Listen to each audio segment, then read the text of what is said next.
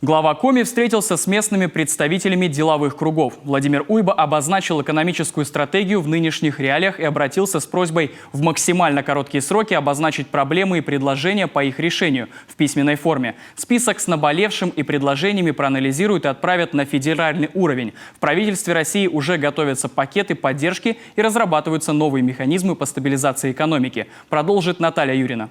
Одна из важнейших встреч для всей республики в зале представителей власти и деловых кругов. Производственные киты Коми и небольшие компании. Повестка из нескольких вопросов сводится к одному. Как работать в условиях западных санкций и внешнего экономического давления на нашу страну? Утром сегодня были на селекторе с Хуснуллиным Маратом Шакирзяновичем. Он член этой комиссии, и он рассказал о большом пакете документов, которые внесены уже в Госдуму, в том числе и в части, скорее всего, моратория основных позиций 44-го закона, переход на прямые поставки, на прямые конкурсы, мораторий на проверочные мероприятия.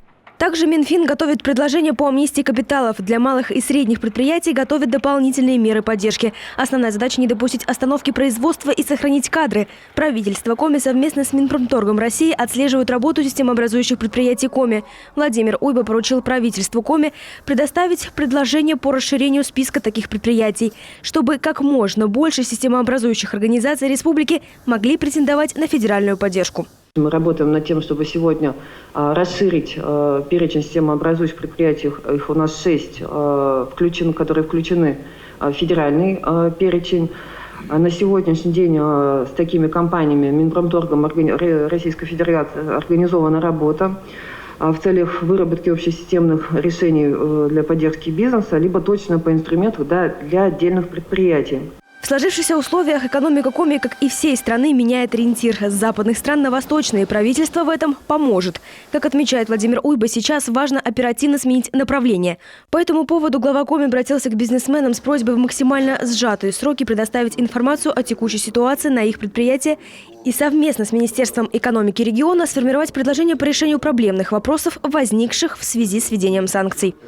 В рабочем порядке в течение сегодняшнего дня такие справки подготовить с тем, чтобы мы их могли до конца сегодняшнего ночи обобщить и отправить в правительство России с тем, чтобы это была эффективная работа.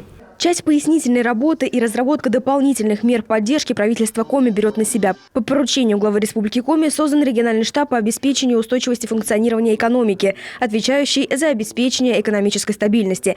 Также на площадке Министерства экономического развития создана горячая линия, на которую предприятия могут сообщать о рисках в экспорте, логистике и кадрах. Наталья Юрина, Олег Костромин, телеканал Юрган.